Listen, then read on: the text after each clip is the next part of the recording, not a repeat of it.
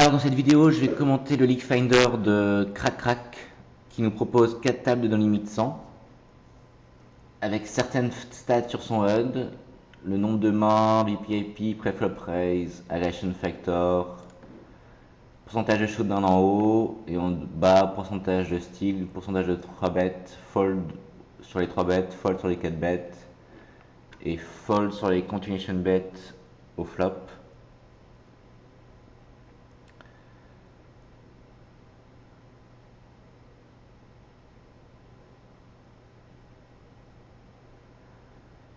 Donc jusque là que des décisions tout à fait standards.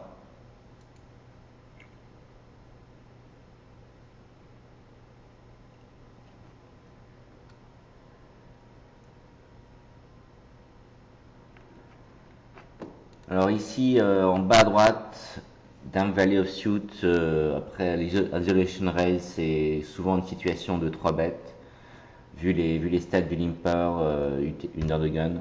Bon après, il y a deux raisons qui font que c'est pas forcément la situation idéale, c'est l'aspect short stack de celui qui fait un Isolation Raise. Donc on peut imaginer qu'il aura un range plus serré d'Isolation Raise. Et ensuite, ces stats où on voit qu'il n'est pas très très aggro pré-flop, avec un pré-flop raise seulement de 13. Donc j'aime plutôt le fold ici, mais avec un joueur plus standard au bouton et un joueur un limper, une TG avec ces stats là, je pense que le 3 bet au small blind est assez automatique, surtout en no limit 100 où les joueurs, je pense, vont jamais essayer de faire des 4 bêtes bluff dans cette situation. Ils vont énormément respecter ce genre de 3 bêtes après un isolation raise. Alors ici, Crac qui ouvre à suite suited Nordegun. Alors j'ai rapidement parcouru sa session, voir un peu les ligues généraux. Et c'est vrai il a fait pas mal de décisions surprenantes pré-flop, assez loose. Mais bon, en l'occurrence, la suite suited, j'aime bien comme ouverture au Nordegun. C'est vrai que c'est une main où on sera parfois dominé si on flop top pair. C'est pas une situation vraiment qu'on a envie de voir. Mais en même temps, dans des pots non 3BT, c'est une main où on va assez régulièrement avoir des tirages vers le jeu max ou même avoir le jeu max. Et dans quel cas on pourra stacker euh, avec un rapport, avec un ratio de profondeur de stack et pot intéressant. Donc on pourra jouer à tapis face à des mains type deuxième jeu max, etc. Donc j'aime assez la relance Nordegun avec SX utile. Évidemment, c'est avec des joueurs aggro derrière ou assez forts. Je pense on peut commencer à folder. Alors ici sur 7, 8, 10, donc partie Sclave qui a défendu au Big Blind, qui avec des stats relativement serrés, pas forcément ultra passif. On peut tout à fait checker derrière ce type de flop pour pot de contrôle, induire un bluff au turn ou même un value bet avec une main inférieure de la part de l'adversaire. C'est vrai qu'on n'a pas envie d'être forcément raisé sur ce flop où on devra folder alors qu'il n'est pas impossible que le raise soit fait avec une main inférieure type gutshot en bluff.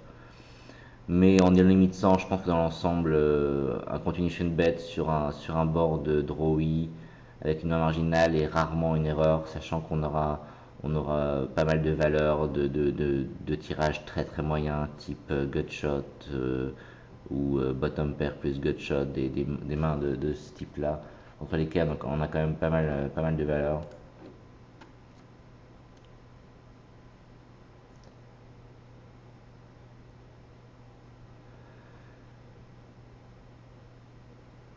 Alors évidemment, on va value better les deux paires au turn. Et ainsi que la rivière. Alors juste ici en haut à droite, l'ouverture de Roi 10 of Suit est assez loose. UTG plus 1 à 6 joueurs, je pense qu'au cut-off c'est automatique, mais UTG plus 1, je pense que c'est assez loose comme ouverture. Évidemment, tout ça dépend des joueurs qui sont derrière et de notre avantage post-flop face aux adversaires. L'isolation raise ici, vu les stats de l'adversaire, est assez standard par contre. Donc en bas à gauche, on va value better nos deux paires à la rivière évidemment.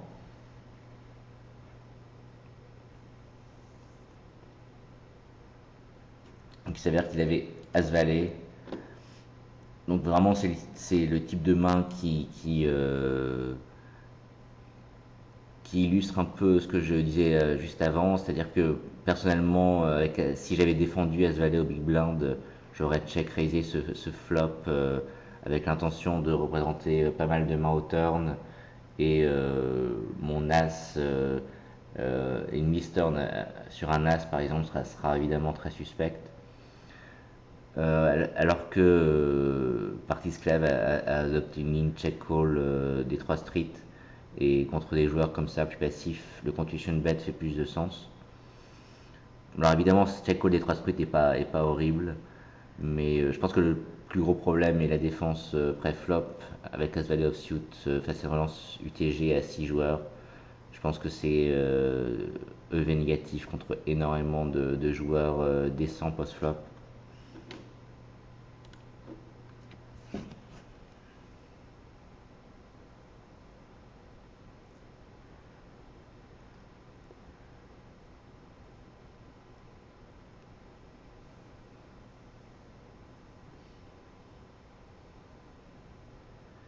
Alors ici on a Perdas face à Party Sclave à nouveau, qui est maintenant short stack avec une cinquantaine de big blind. Donc c'est une situation où on va être plus tenté de slow player comparé à des profondeurs de tapis plus importantes, type 100 big blind et plus. À 100 big blind, je pense en position, je vais mixer entre slow play et raise pré-flop suivant la dynamique et le type de joueur qu'on a en face. Évidemment, vu ces stats ici de fold de 3 bêtes à 33%, bon ça paraît assez étonnant, mais on va systématiquement 3 better paire d'as, même en position. Après, il est possible qu'il soit plus serré sur les folds de 3 bêtes hors position, mais a priori, vu ses stats, on va systématiquement 3 better, et même probablement avec ce type de tapis.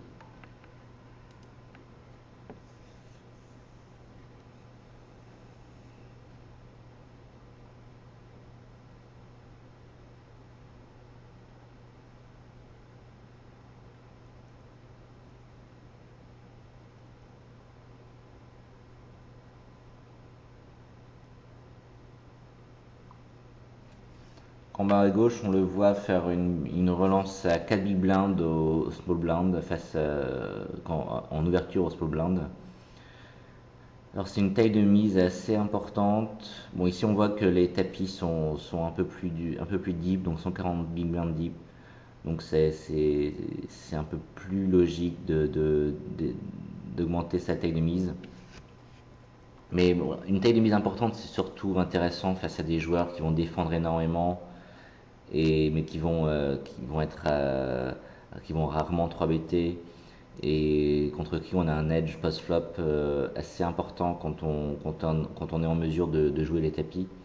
Contre des joueurs assez forts en position qui vont aussi pas mal 3 BT pré-flop, je pense que là il n'y a pas vraiment d'intérêt à faire une taille de mise largement supérieure aux tailles standards. Et enfin, contre des joueurs comme apparemment c'est le cas pour Content Knudsen, c'est-à-dire Asenity, où on a un edge énorme sur les folds pré-flop, on peut je pense, se contenter de mises plus faibles, sachant que a priori son range va pas tellement être différent suivant la taille des mises.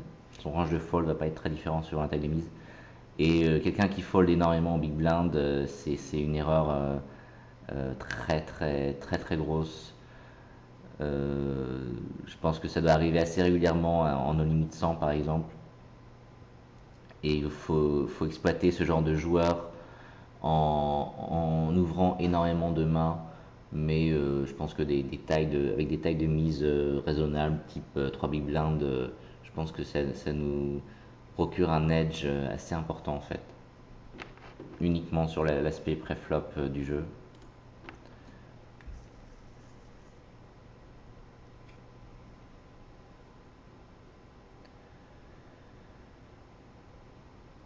Alors ici, une Isolation Raise assez automatique, avec Dame 10 suited de boutons. Bon, la relance paraît un peu forte ici. Je pense qu'on peut se contenter de 5 après un limper et un overlimper. Alors au cutoff avec a suivi, c'est un joueur a priori très très loose, donc le continuation bet est automatique pour valeur. Je pense qu'il y a une valeur énorme à faire un continuation bet ici.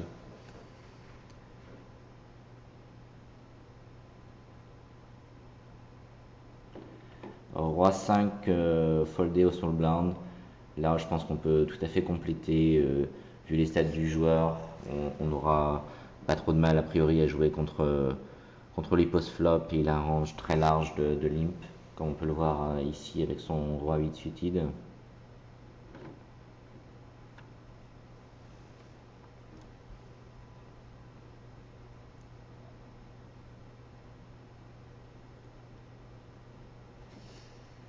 Alors en bas à droite, on a min raise under the gun.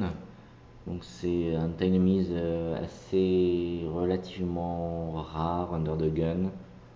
Alors ça dépend vraiment du joueur. Certains vont toujours min raiser comme ça, quelles que soient les positions.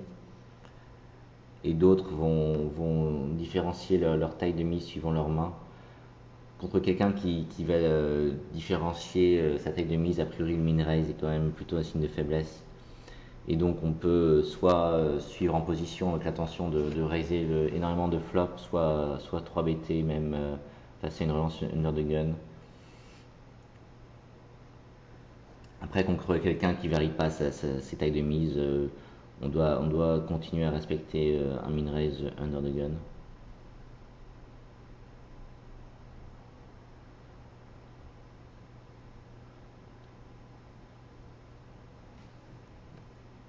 Alors en bas à gauche, c'est un bon fold de roi valet offsuit UTG, enfin c'est même super standard. Ce serait, je pense, une grosse erreur d'ouvrir roi valet offsuit à moins qu'on ait un edge énorme à la table. Alors crac en haut à droite a ouvert paire de valet au bouton évidemment, et a été 3BT par Cucuxure.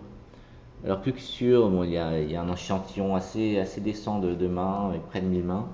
Il a un pourcentage de 3 bêtes de 6%, donc c'est pas négligeable. Je pense qu'en no limit 100, ça doit être un pourcentage assez élevé, sachant que les joueurs ne 3 bettent pas énormément. Donc je pense que face à ce type de joueur, on peut 4BT avec l'intention de partir à tapis. S'il aura pas mal de mains inférieures dans son range, type paire de 8, paire de 10, éventuellement As-Valet, même s'il est probable qu'il ne va pas 5BT à tapis avec As-Valet, mais il est sans doute probable qu'il 5 bête paire de 8, paire de 10. Et donc on aime bien 4BT paire de valet contre un joueur assez aggro parce que c'est une main qui est très difficile à jouer post-flop, même dans des pots 3BT, sachant qu'il y aura quand même pas mal d'overcards qui vont apparaître au flop et au turn. Après, contre des joueurs très très straightforward, assez facile à lire, on peut flatter beaucoup plus de mains et beaucoup plus de pocket pairs que contre des joueurs beaucoup plus difficiles à jouer. Alors crac flop, donc brelan de valet.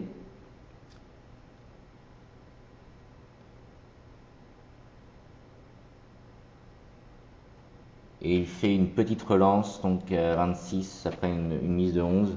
Donc c'est vraiment une toute petite relance. Je préfère une mise j'aime bien la faible relance pour laisser de la place à un shove évidemment, avec pas mal de fold equity éventuel. Mais malgré tout, je pense que une aussi petite relance, ça va donner plus envie aux joueurs de de suivre avec ces tirages moyens, type simple tirage couleur. Et par contre, enfin, je pense qu'une mise légèrement supérieure, type 30-33, par exemple 3 fois la mise initiale, euh, incite moins l'adversaire à suivre avec ses tirages. Il risque plus de chauver en semi-bluff.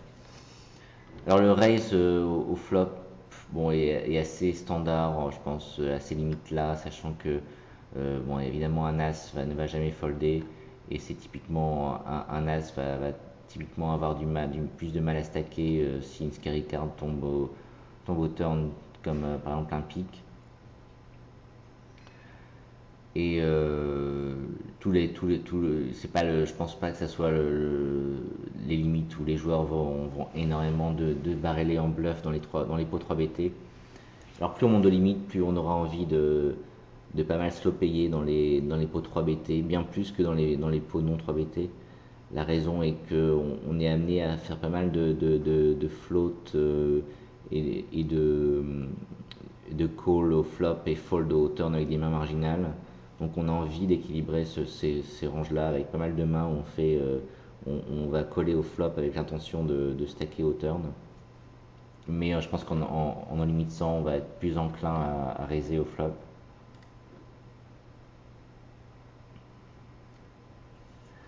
Alors en haut à gauche, ouverture de 5-6 suited UTG plus 1, donc ça c'est une ouverture que j'aime bien. Une main qui joue évidemment bien post-flop avec assez peu de reverse implied odds. Un crack qui décide de checker ce board. Bon, c'est un board très dry malgré la présence d'un tirage de couleur à cœur. Je pense que c'est vraiment un continuation bet automatique, même face à 2 joueurs. Je pense que bon, dans les 2 joueurs, bon, les 2 joueurs sont relativement serrés, mais il y aura pas mal de pocket pairs et de gros as dans leur range qui vont. Et ce type de main va complètement rater ce flop. Donc je pense qu'on a un continuation bet assez standard ici. Et éventuellement, bon, ça sera un continuation bet qui sera suivi d'un deuxième barrel pour faire folder les tirages de couleur et pocket pair supérieur au 8. Mais le continuation bet en lui-même, je pense, a pas mal de fold equity et suffisamment profitable. Bon, alors après, c'est vrai que quand on est en multi-way comme ça, les 2 joueurs, enfin, il est plus probable qu'un des 2 joueurs ait touché au moins en partie ce flop. Mais en même temps, notre continuation bet a plus de crédit, donc il est aussi plus probable qu'il fold des pocket pairs ici sur un continuation bet.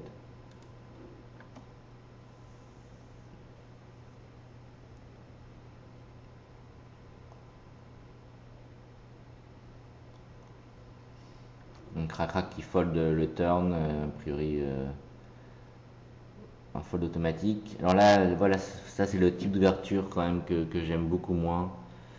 Une ouverture assez loose de la part de crac, donc under the gun, avec dame 9 suited. Alors évidemment c'est plus ou moins un suited connector, mais déjà l'aspect connector est beaucoup moins intéressant que pour 5-6 suited par exemple. Mais surtout on a une main où lorsqu'on va flopper top pair par exemple, on sera assez régulièrement dominé et donc on a beaucoup plus de reverse implied odds. Et on n'a pas l'avantage de As-X suited où on aura parfois le jeu max et on stackera des très bonnes mains. Donc vraiment j'aime pas du tout ce type de main comme ouverture under the gun.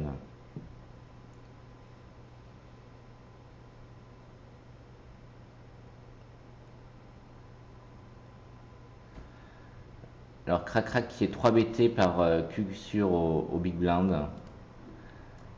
Alors j'ai déjà expliqué plusieurs fois cet aspect, mais vraiment c'est une situation a priori contre un joueur assez standard où le range de 3 bêtes va être très très serré et sur une mise un peu plus importante, sur une relance un peu plus importante, le call pré-flop aurait été vraiment horrible. Ici avec une faible relance, Je pense que ça reste extrêmement marginal, probablement vénégatif de suivre au pré-flop. Je pense que le fold était quand même meilleur face à un range probablement très très serré. Bon après, encore une fois, si on a une très très bonne lecture de l'adversaire sur la façon de jouer As-Roi et ses overpairs, etc., on peut se permettre de suivre pré-flop avec un range plus large. Mais si contre un joueur assez aggro et assez difficile à jouer, je pense que le fold était probablement meilleur. Bon, après, vu la taille de la relance, c'est évidemment au pire une erreur assez faible.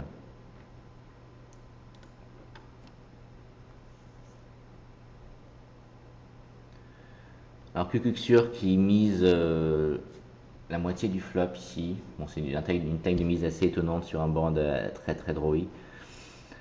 Alors j'aime bien le call ici, même si la relance était plus importante, j'aurais bien aimé le call. Alors souvent, dans les pots 3BT, quand on est dans des situations, par exemple bouton contre blinde, avoir un tirage de couleur et des overcards en position comme ça, c'est vraiment les nuts face à un condition bet de l'adversaire. Et on va typiquement relancer, partir à tapis au flop. Là, ici, comme je l'ai dit, le range est super serré a priori de l'adversaire. Et donc, si on raise le flop, on sera à tapis uniquement avec une équité uniquement due au tirage de couleurs. Et les overcards vont quasiment jamais jouer. Donc, je pense que le call est nettement meilleur ici. Alors que Kuxur qui check le turn, là vraiment, je pense que checker est une grosse erreur a priori. On veut avoir de la valeur d'overpair qui voudront certainement pas lâcher facilement au turn et on veut pas qu'un quatrième carreau tue l'action. Et en même temps, on veut aussi protéger sa main contre des mains type As-Roi avec un carreau. Et on veut éventuellement induire un bluff raise avec ce type de main. C'est pour ça que j'aurais misé un tout petit peu moins que deux tiers du pot, un peu plus de la moitié sans doute. Mais je pense que vraiment la mise au turn est absolument indispensable ici. Même avec la couleur max, je pense que slow player a pas vraiment de sens, sachant qu'encore une fois, il aura très souvent une main qui a complètement raté ce board, donc type As-Roi sans carreau, qui risque, qui va très rarement donner de l'action à la river, ou alors une main avec un carreau qui va certainement check coller au turn, ou une main forte type overpair qui aura aussi envie de check coller au turn.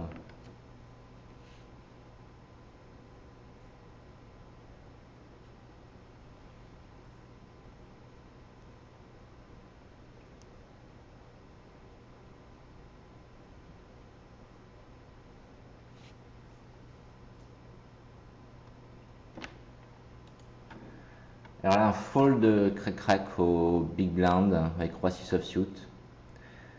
Personnellement, je pense pas que je fold ce type de main en big blind face à une ouverture du small blind. Je vais alterner, j'ai mixé entre 3 bêtes et flat en position. Alors c'est vrai que bon, évidemment c'est marginal et il faut avoir sans doute un edge post-flop sur son adversaire. Après, je pense que quelque chose d'important, c'est on voit qu'il a un fold de 3 bêtes de 44%. Donc vraiment un fold il fold extrêmement peu sur les 3 bêtes. Et c'est sans doute aussi le cas en position. Alors, on pourrait se dire que ça implique qu'on va devoir 3 bêter uniquement pour valeur. Et donc Roi 6 ne sera pas du tout un candidat aux 3 bêtes. Mais ça dépend vraiment de sa façon de jouer post-flop dans les pots 3BT.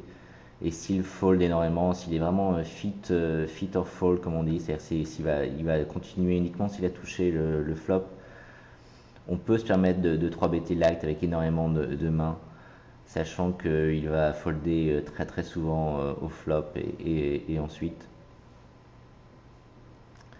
Par contre, un joueur beaucoup plus tenace, beaucoup plus aggro dans les pots 3BT, là, évidemment, on va essentiellement 3BT pour valeur.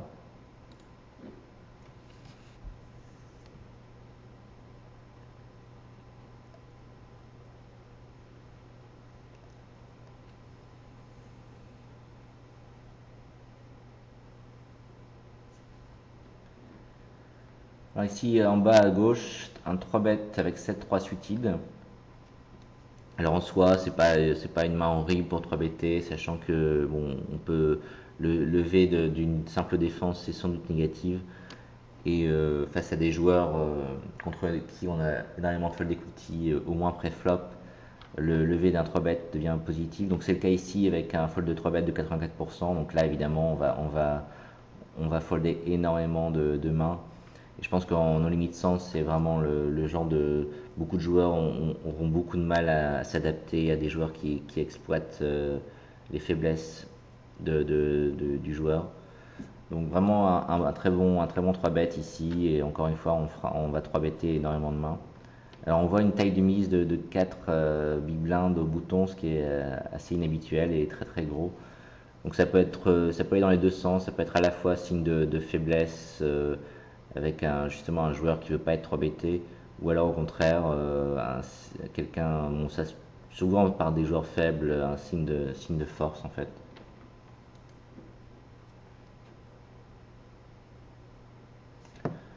Donc là une ouverture assez marginale avec 19 offsuit, mais bon ça reste probablement une ouverture ok. Donc là, en continuation bet, automatique sur As Valet 3 a priori. Donc Lisa qui call le flop. Et Crac Crac qui décide de faire un continuation, un deuxième barrel. Alors, bon, c'est un deuxième barrel qui va faire folder pas mal de mains. Donc, enfin, vraiment, le range de Lisa ici est relativement, enfin, est assez clair à déterminer. Ça va être essentiellement des tirages de couleurs, des gutshots, éventuellement des pocket pairs et des floats au flop. Donc ça, c'est la partie range qui va folder sur un deuxième barrel. Et le range qui va pas folder, c'est évidemment paire d'as et un valet, enfin un as et un valet, et mieux également. Éventuellement un combo draw type roi-dame de trèfle. Donc vraiment des ranges faciles à déterminer. Et donc, en misant 2 tiers du pot au turn, il faut que l'adversaire fold au moins 40% du temps. Donc avec les ranges que j'ai précisés, je pense qu'on ne doit pas être loin des 40% de fold, mais je pense qu'on est quand même un peu en dessous. Ça dépend évidemment du jeu pré-flop de l'adversaire. S'il va folder As-2 offsuit et suivre 10-6 suited par exemple sur une ouverture du small blind, évidemment, on sera plus. Je pense que le deuxième barrel va devenir encore meilleur. Mais dans l'ensemble, je pense qu'on va être on va difficilement atteindre les 40% de fold au turn. Et donc, a priori, j'aime pas trop le deuxième barrel, même si c'est pas horrible. J'aime pas trop le deuxième barrel sans équité, c'est-à-dire qu'on est complètement drawing dead si on est collé au turn. Et je vais réserver le deuxième barrel avec des mains qui ont justement un peu d'équité. Donc ça va être évidemment les tirages de couleurs, les gutshots et même quelques pocket pairs type paire de 2, paire de 4, paire de 5 qui ont quand même de l'équité avec les deux outs. Donc c'est un deuxième barrel évidemment pas horrible, qui va marcher assez régulièrement, mais je pense que ça reste quand même très légèrement V négatif quand on n'a aucune équité si on est suivi au turn. Et Crac Crac qui fait un troisième barrel, enfin un barrel à river. Et bon, on voit la main de l'adversaire, mais pour moi, c'est vraiment pas un bon troisième barrel. J'ai déjà expliqué dans plusieurs vidéos, et en particulier dans ma vidéo sur les ranges, où Là, vraiment, on est dans une situation où l'adversaire a minimum top pair. Alors, je ne sais pas si c'est un théorème qui existe, style Yeti ou Beluga, mais je pense qu'on ne doit jamais bluffer l'adversaire quand il a minimum top pair à la river, sauf si évidemment le board est de la même couleur, ou enfin s'il y a 4 cartes de la même couleur au board, ou s'il y a 4 cartes qui forment une suite. Mais vraiment, quand l'adversaire a minimum top pair, je pense que c'est assez horrible de vouloir bluffer, de vouloir le bluffer. Et si je devais vraiment bluffer ici, ce serait en overbet, justement, sachant qu'il a minimum top pair. Alors c'est pas complètement impossible qu'il fold top pair, ça peut être par exemple une main comme de As-2 à As-7, où il va a priori, enfin il va toujours partager avec un autre As. Même, bon, ça reste très hypothétique, mais donc même si c'est pas impossible qu'il fold, le fait que ça soit vraiment le minimum de son range, ça rend le troisième barrel assez, vraiment pas bon du tout selon moi.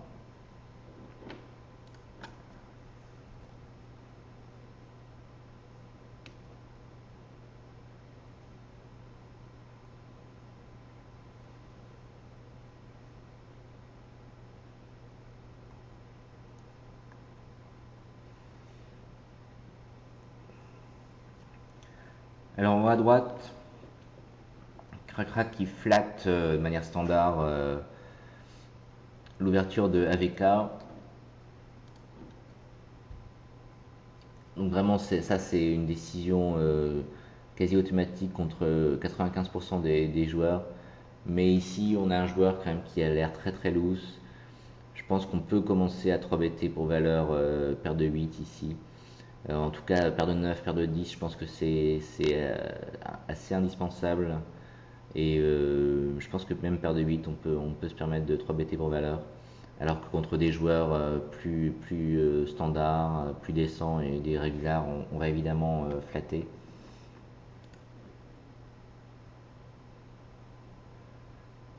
Alors Macan qui squeeze au big blind, bon la relance est pas énorme, c'est pas un squeeze de taille énorme, mais bon son pourcentage de 3 bêtes est assez relativement faible.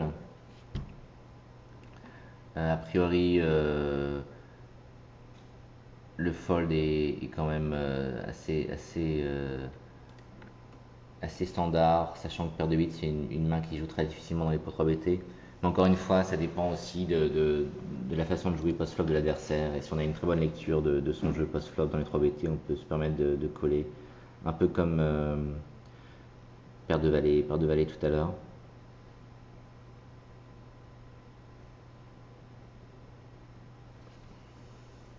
Bon, ici, à nouveau, ouverture roi 10 offsuit. Là encore, je pense que c'est assez loose comme ouverture. TG plus 1.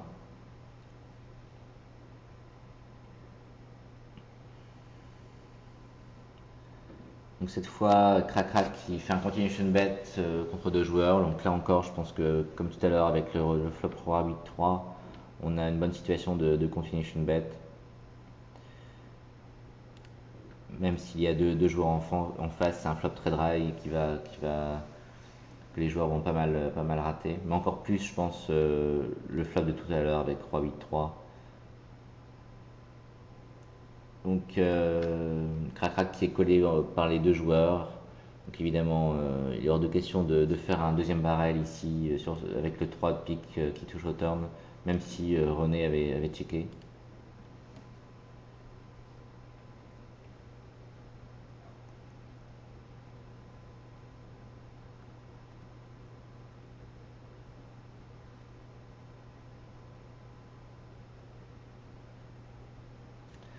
Donc on voit que René avait paire de dames, donc vraiment une main jouée complètement à l'envers de sa part. Et Limacan qui avait 3-4 suited, donc un call au small blind très très loose. Je pense que c'est évidemment EV négatif de jouer 3-4 suited ici face à une ouverture UTG plus 1.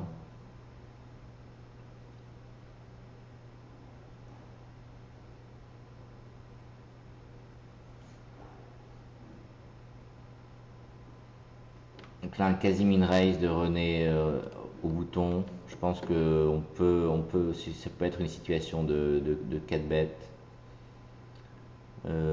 sans qu'on soit. Bon, évidemment, le problème ici du 4 bêtes, c'est qu'on risque d'être committed sans une meilleure lecture de l'adversaire. Donc on peut folder ici éventuellement, vu les stacks. Mais bon, je pense que on peut faire éventuellement un faible 4 bêtes sans qu'on soit committed.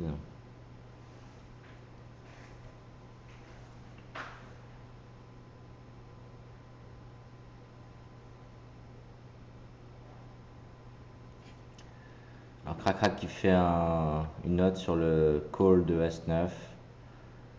Je pense que, enfin, a priori, c'est quand même assez standard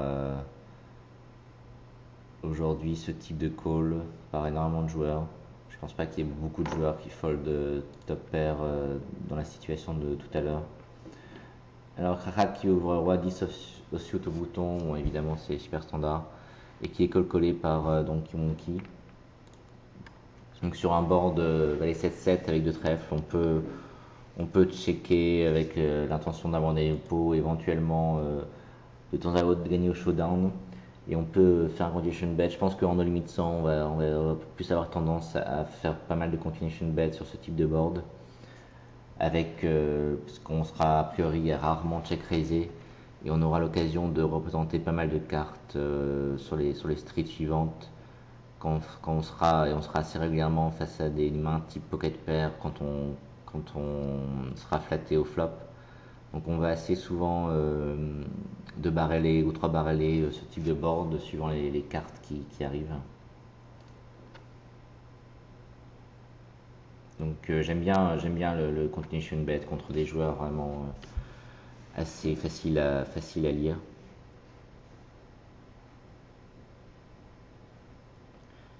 Et j'aurais plus tendance à checker même contre des joueurs assez straightforward un as, même si je pense que c'est aussi assez intéressant de faire des continuation bets avec un as dans cette situation.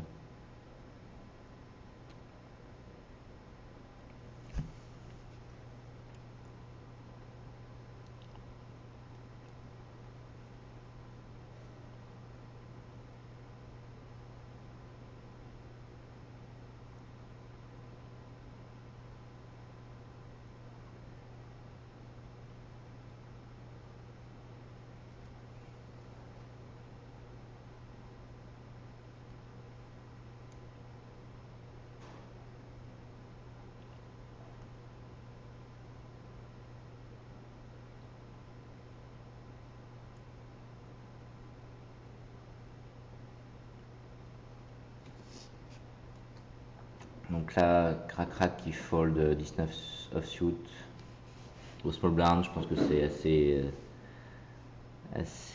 automatique.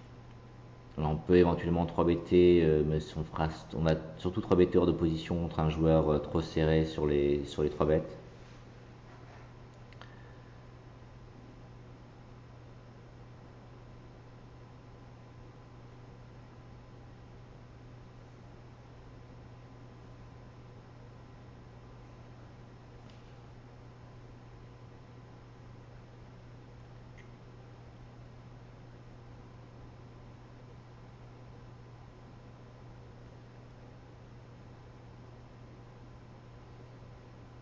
Voilà, 10-5 suited en bas à gauche, c'est évidemment une ouverture super loose. C'est auto-fold au cut-off. Je pense peut-être que crac s'ennuie un petit peu, il voulait de l'action pour sa vidéo. Mais en tout cas, ça sera jamais positif d'ouvrir ce genre de main, même contre des joueurs assez faibles ou assez nitty derrière. Au bouton, éventuellement, on peut ouvrir ce genre de main, encore une fois, s'il y a des joueurs nitty dans les blindes. Ou alors s'il y a un joueur assez mauvais, loose passif dans les blindes. Mais s'il y a des joueurs décents dans les blindes, même au bouton, on va folder 10-5 suited a priori. Donc crac qui fait un continuation bet, bon, c'est assez normal au flop As Dame 4 qui va quand même faire folder pas mal du range de l'adversaire. Même s'il il a un range assez tight, il y aura pas mal de pocket pairs dans son range qui va folder au flop. Et après, évidemment, le deuxième barrel ici est automatique. On voit, comme j'ai précisé avant, même si je pense que le range de fold au turn est moins gros que tout à l'heure sur le flop, sur le board As-Valet, Valet 3, avec un tirage de couleur. Le fait d'avoir un tirage de couleur à pique, ça fait qu'on n'a pas besoin qu'il fold énormément, vu l'équité qu'on a quand on est collé au turn. Donc vraiment le deuxième barrel ici est indispensable. Alors j'aurais préféré une mise peut-être légèrement supérieure. Ça va sans doute donner un peu plus de fold equity à la main et ça permet de grossir le pot de manière plus importante si on touche la river. Alors juste,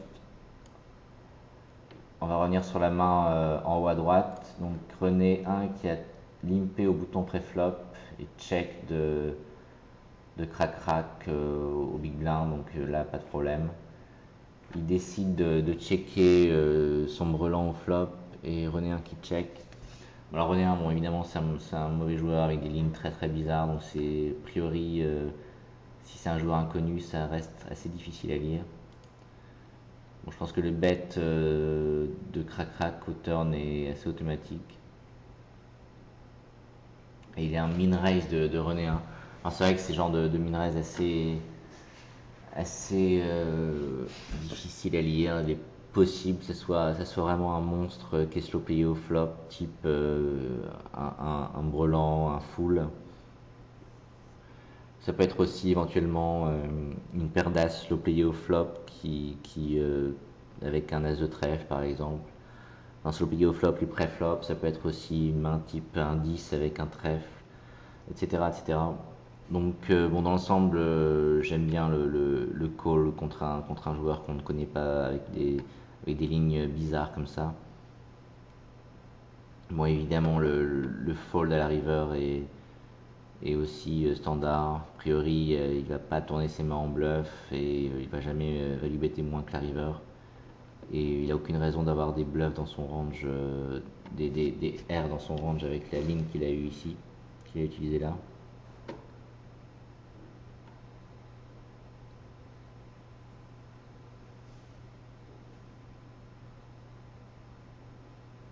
Alors en bas à droite, donc Crac Crac qui a flatté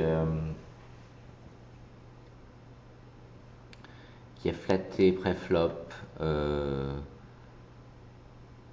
avec paire de 5. Alors c'est vrai que moi j'ai pas mal tendance à 3-better ce type de pocket pair. Alors c'est vrai que son fold de 3 bêtes est ridiculement faible. Alors c'est vrai que je suis un peu étonné par ces stats quand même. 14% de fold de 3 bêtes, ça paraît complètement aberrant. C'est vrai que contre un joueur qui fold aussi peu, on va plutôt avoir tendance à ne pas 3-better paire de 5, sachant qu'il y a très peu de fold equity pré-flop.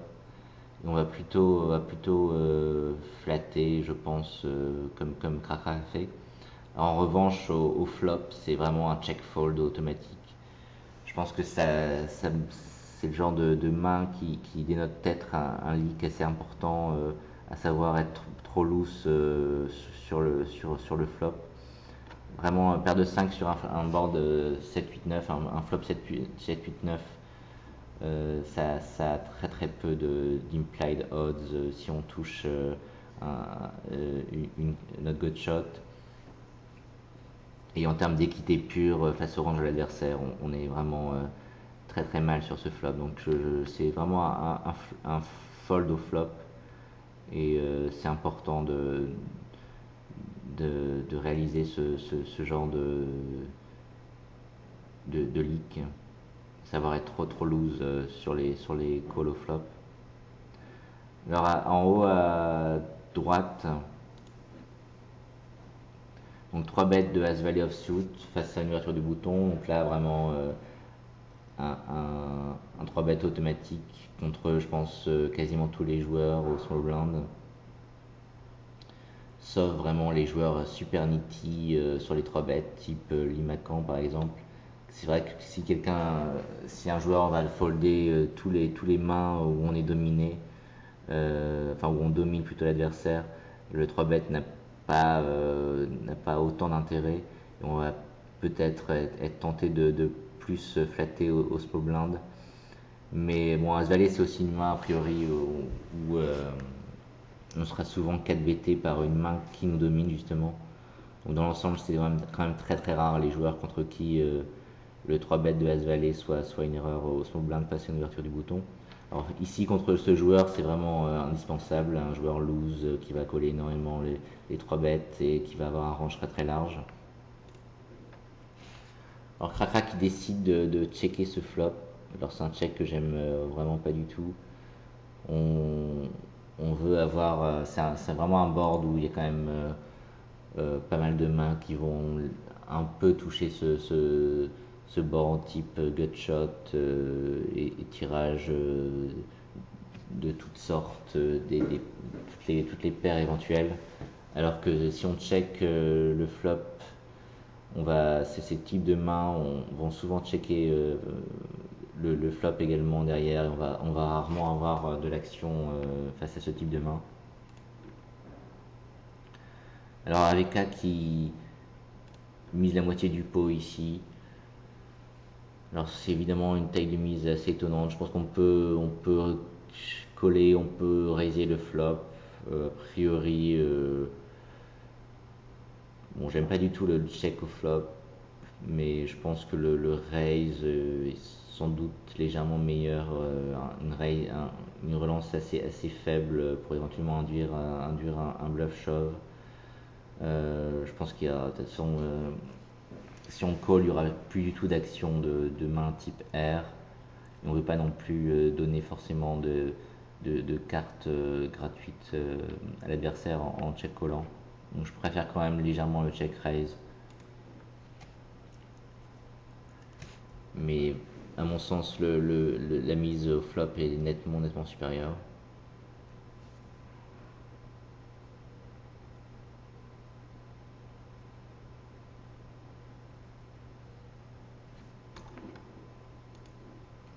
Ne serait-ce parce il a énormément d'as inférieurs dans son range et on veut pouvoir stacker les as inférieurs.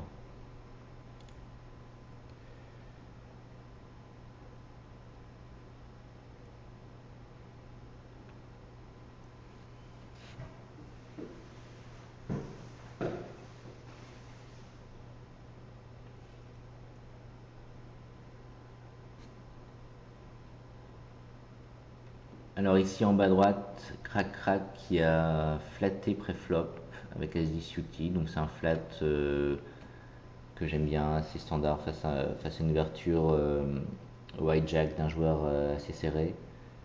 Et il a fait, j'ai pas très bien vu cette main.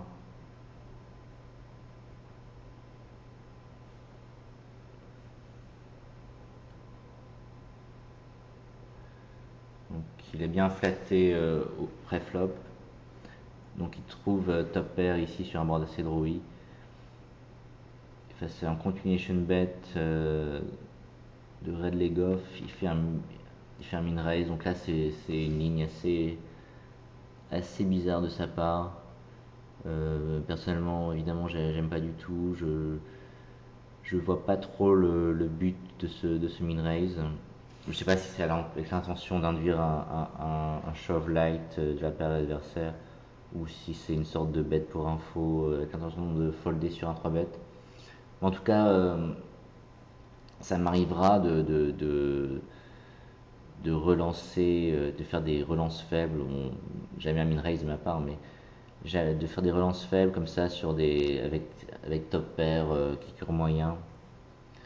Mais déjà, ça sera sur des boards beaucoup plus dry où l'adversaire sera beaucoup plus suspect de, pensera peut-être qu'il fait face à un bluff raise avec un pur bluff. Et donc, oui, il aura beaucoup plus de fold equity sur un 3 bet. Mais si je fais ce type de raise, c'est vraiment qu'il y a une dynamique particulière. Autrement, la ligne quand même super standard, c'est de call au moins 2 voire 3 streets. A priori, souvent 3 streets d'ailleurs, suivant les cartes qui tombent au board. Mais en l'occurrence, il y a vraiment encore moins de raisons de faire ce type de relance au flop sur un flop aussi drawy.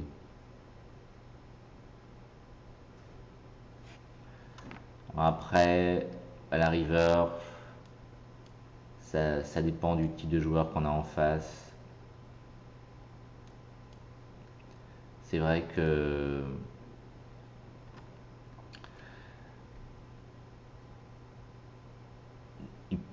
le joueur en face peut éventuellement, on peut avoir envie de value better la river si on pense que le joueur en face peut être capable de faire un hero call avec des mains type paire de dames, sachant que les tirages ont manqué. Mais bon, contre un joueur qui a l'air quand même assez nitty, le check à la river est a priori pas complètement horrible, sachant qu'on va perdre contre As-Roi. Donc on va, je pense, s'arrêter là pour ce League Finder première partie. Donc on a vu quand même quelques leaks, que ce soit pré-flop, avec des ouvertures un peu loose, post-flop, avec parfois des barrels en bluff assez optimistes. Et aussi peut-être un peu trop de lignes assez tricky. Je pense que nos limites 100, c'est pas vraiment la limite où on a envie d'être tricky. Et donc on verra ça encore, je pense, mieux dans la partie suivante. Bah, je vous dis à très bientôt pour cette deuxième partie et à très bientôt sur les forums Limpers. Bye bye.